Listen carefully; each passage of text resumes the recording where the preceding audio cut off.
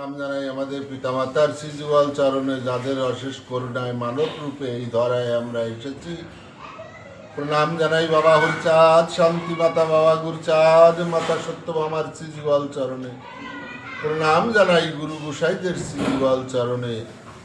প্রণাম জানাই যেখানে যত হরিভক্ত আছেন এবং যানরা আমাদের এই ঠাকুরের গ্রন্থ পাঠ শুনছেন তানাদের শ্রীযুগল চরণে।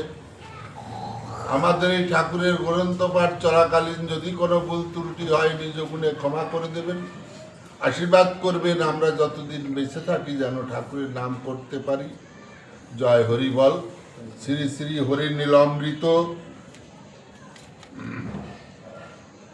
ভক্ত জয়চাঁদ উপাখ্যান 204 পৃষ্ঠা।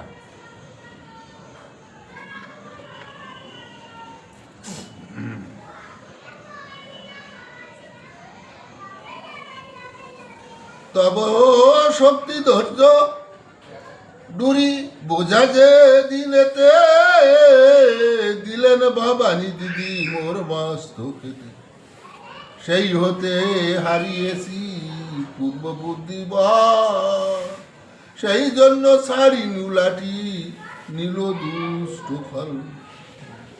হেলো কাল দয়ারাম ছেড়ে দিল গরু, গরু রাখিবারে গেল বাঞ্ছা কল্পকে। এখন ওই যে দস্যু, ওই যে হাতের যে নড়ি, ওই নড়ি রেখে দিল। এখন ঠাকুর জয়চাঁদরে বলছে, তুই তো সিংহ শাবক, শ্রীগালের মতো কাজ করলি কেন, তুই লাঠি ছেড়ে দিলি কেন? তাহলে এখানেই বলছে তব শক্তি ধৈর্য ডুরি বোঝা যে দিনেতে দিলেন ভবানী দিদি মোর মস্তকেতে, সেই হতে হারিয়াছি পূর্ব বুদ্ধি বল, সেজন্য ছাড়িল নাঠি দুষ্টু ফল। তাহলে এই নামে আসলে অহিংসা হয়ে যায়। যারা হরিনাম করে, প্রকৃত হরিনাম যারা করে, তাদের ভিতর হিংসা, নিন্দা, রাগ, ক্রোধ এগুলো আস্তে আস্তে চলে যায়, এগুলো আর থাকে না।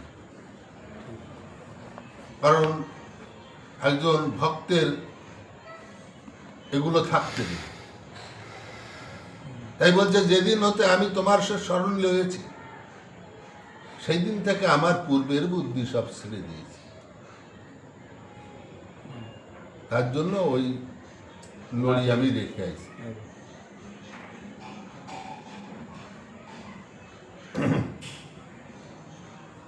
তুমি গিয়া খাও যাই চাঁদের খাওয়াও, আমি এই পালানেতে গরু ঈশ্বর আমিও।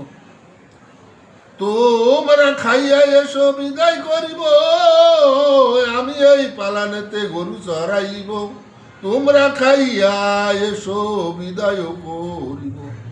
তাহা শুনি জয় চাঁদ বাড়ির মধ্যে গিয়ে ঠাকুরের নিকটে পুনঃ আসিলেন খেয়ে।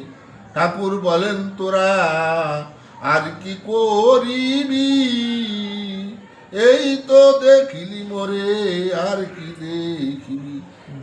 নয়ন মুদিয়া মোরে চিন্তিবি যখন, অবনি আমার দেখা পাইবি থুরে। এখন দেখো, মনের মানুষ যে মনের মানুষ হয়, সেই মন মানুষের আকৃতি কিন্তু তুমি যখন স্মরণ করো, তুমি কিন্তু তোমার সামনে সেই আকৃতি বেশি ওঠে। তাহলে এখানে জয়চাঁদ ঠাকুরকে মন মানুষের জায়গায় নিয়ে গেছে। হ্যাঁ, তাই তো ঠাকুর বলছে যে আমার তো এই দেখলি, আর কি দেখবি? তুই যে আমার দেখতে আসলি, তা আমার তো দেখলি, আর কি দেখবি? তখন বলছে, নয়ন মুদিয়া মোরে চিন্তিবি যখনে, অমনি আমার দেখা পাইবি তখনে। নহিমুদিয়া মানে কি? চক্ষু বুঝিয়ে। যখন তুই আমাকে স্মরণ করবি তখন তুই আমাকে দেখতে পাবি। এখন তুমি চোখ বুঝে এরকম মনে করো ঠাকুরের মূর্তি, ঠাকুরের ছবি দেখবা, ঠাকুরের মূর্তি, ঠাকুরের ছবি তোমার চোখের সামনে বেশ, তাই না? যাই হোক, যে লাঠি নিয়েছে কাজ নাই সে লাঠিতে, আমি এই লাঠি দিই রাখি সঙ্গেতে, কারো সঙ্গে কখনো না করিও জুলু, মালেকে যাইতে রনে দিল সে হু, অস্ত্র শাস্ত্র না নিয়ে এই কাঠি নিয়ে যেও, বিপক্ষের এই লাঠি ঘুরাইয়ে দিয়ে খাইও।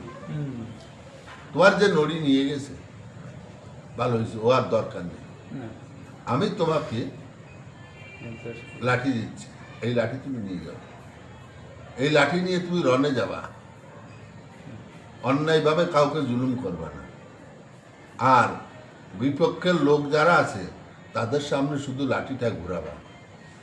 কে বলে দিচ্ছে? ঠাকুর বলে দিচ্ছে। আর লাঠি কে দিল? ঠাকুর দিল। যা হবার হইবে ভয় করিও না, এই লাঠি সর্বজয়ী রনে হারিবে না। এই লাঠি তোমাকে দিলাম, এই সর্বজয়ী লাঠি, এই লাঠি কখনো হারবে না।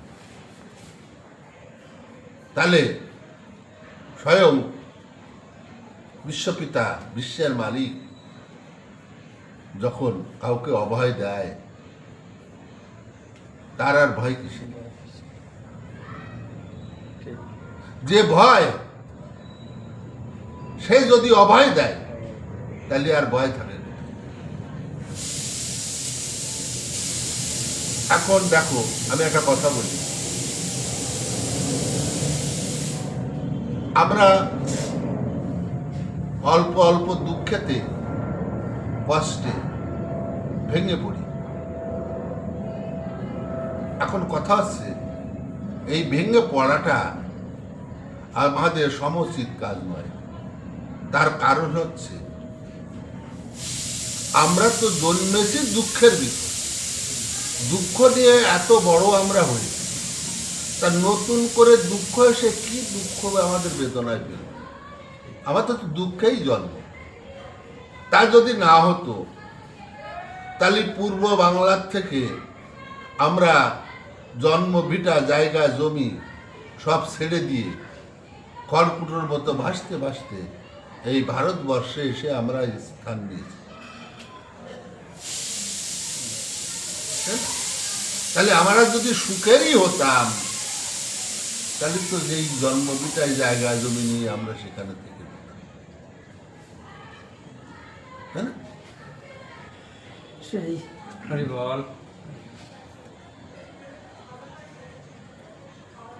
এই লাঠি অগ্রভাগ এইটুকু ফাড়া, সুতা দিয়া বাঁধিয়া আগায় দি ও জোড়া, প্রভুর শ্রীপদ দুলি লইয়া মাথায়, কাঁদিতে কাঁদিতে সাধু নিজে দেশ যায়, গৃহে আসি সেই লাঠি সুতায় বাঁধিল, সযতনে তৈল জল মর্দন করিল,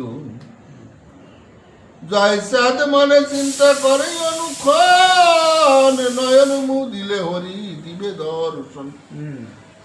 এখন এই জয়সাদ মনে মনে চিন্তা করছে, ঠাকুর তো বলেছে আমি চক্ষু বুঝে যদি ঠাকুরকে স্মরণ করি তাহলে ঠাকুর আমাকে দেখা দেবে,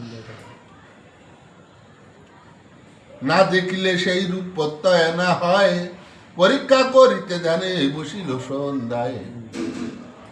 তাহলে ঠাকুর যে আমাকে বললো, আমি তো ঠাকুর সঙ্গে করে দেখিনি, তাহলে আমি পরীক্ষা না করে দিয়ে কি করি? তাহলে আমি পরীক্ষা করি।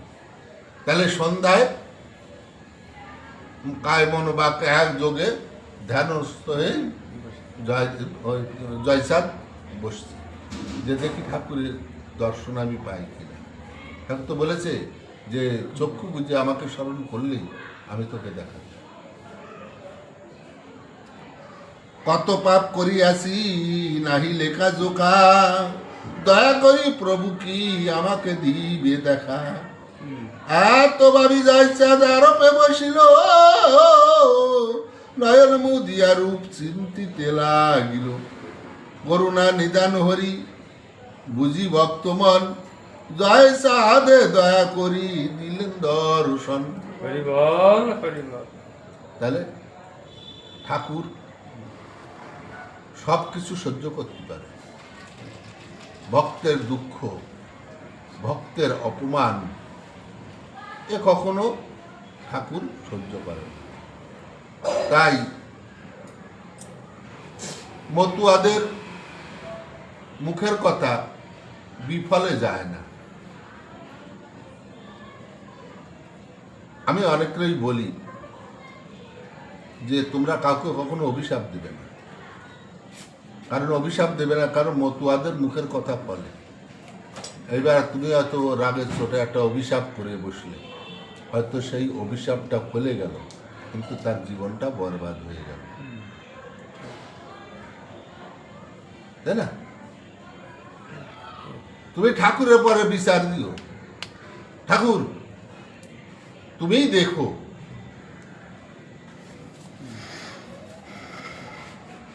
তাতেই ঠাকুর বিচার করবে। এখন তুমি আমি বিচার করার তো কেউ না, আমাদের একজন বিচারক যখন আসে, আমরা একজনকে স্মরণ করি, একজনকে মানি, তাহলে সব ভার তার উপর দিয়ে রেখি না, কি হয়? তাই তো বলেছে